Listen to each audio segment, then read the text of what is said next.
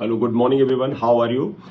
आज 8 जुलाई है, सोमवार 8 जुलाई। आज उन सभी विद्यार्थियों के लिए, पेरेंट्स के लिए, स्टूडेंट्स के लिए, टीचर्स के लिए और सभी उन लोगों के लिए जो लोग नीट से किसी न किसी तरह से संबंधित हैं, डायरेक्टली या इनडायरेक्टली, एक जजमेंट डे है। आज पूरी तरह से एक निर्णायक दिवस है, क्योंकि सुप्रीम कोर्ट में जो नीट से रिलेटेड बहुत सारी याचिकाएं दर्ज हैं, उनका आज फैसला आना है। कोर्ट में सुनवाई कुछ टाइम टेबल्स के अनुसार 10:30 बजे होना है, कुछ टाइम टेबल्स या कुछ न्यूज चैनल्स कह रहे हैं 11 बजे होना है, इवन कुछ चैनल्स कह रहे हैं हो सकता है कुछ केसेस जो सुप्रीम कोर्ट में ऑलरेडी लंबित हैं, जो नीट के अलावा हैं, वो शायद पहले सुने जाएं, इसलिए हो सकता है लंच ब्रेक के बाद यानी 2-2:30 बजे नीट से रिलेटेड केस की सुनवाई हो।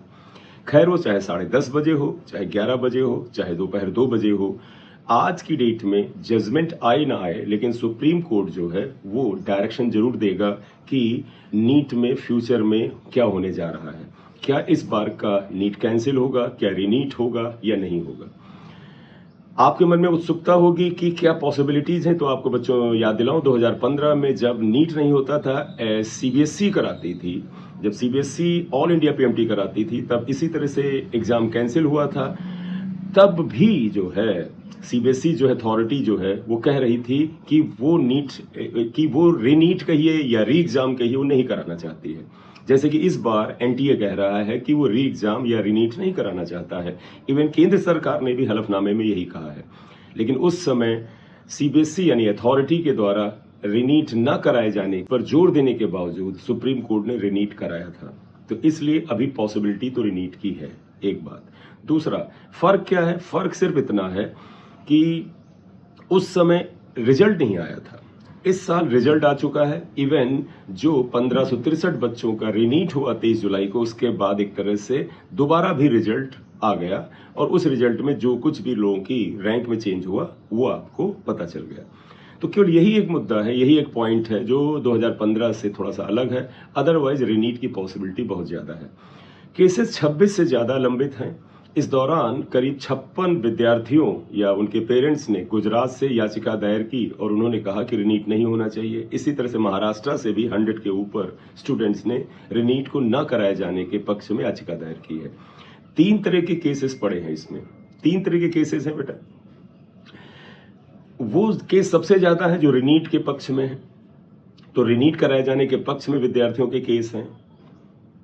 दूसरे केस वो हैं जो रीनीट न कराए जाने के पक्ष में। उनका मतलब है कि उन्होंने बड़ी मेहनत से एग्जाम दिया है, अब उनके ऊपर बड़ा मानसिक तनाव है कि एग्जाम उसी तरह का होगा जैसा उनका पहले हुआ था या नहीं हुआ था। और दूसरा, पिछले 2 महीने में उनसे पढ़ाई भी नहीं हो पाई है। और तीसरे वो हैं जो री इवैल्यूएशन की बात कर रहे हैं कि पुनर्मूल्यांकन होना चाहिए इसका। कोर्ट में जो केस है, कोर्ट में जो केस है, 3 जजेस की कमेटीज को सुनने जा रही है। उसमें जो सीजेआई हैं, chief justice of India Chandrachud ji, वो उसको लीड कर रहे हैं और ऐसी उम्मीद की जा रही है कि वो बहुत ही अच्छा और सभी बच्चों के भविष्य को ध्यान में रख के कोई फैसला देंगे। सो आपसे यही कहना था कि आज का दिन हमारे आप सभी लोगों के लिए जो रीनीट को लेकर के उत्साहित हैं या जो रीनीट नहीं कराना चाहते हैं या वो नीट एग्जाम से डायरेक्टली या इनडायरेक्टली किसी तरह से प्रभावित होते हैं, उनके लिए बड़ा इंपॉर्टेंट डे है। रीनीट हो या ना हो, 2025 में जो नीट होगा उसके लिए ही हमें कम से कम बेहतर माहौल में एग्जाम देने का एक डायरेक्शन मिलेगा।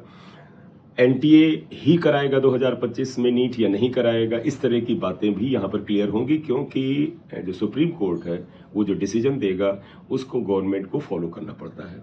इसी नोट पर वीडियो को ख़त्म करेंगे। बस आपके साथ ये शेयर करना था कि आज हमारे आप सभी स्टूडेंट्स और पेरेंट्स और टीचर्स के लिए एक बड़ा ही इंपॉर्टेंट जजमेंट डे है। Thank you very much for watching the video.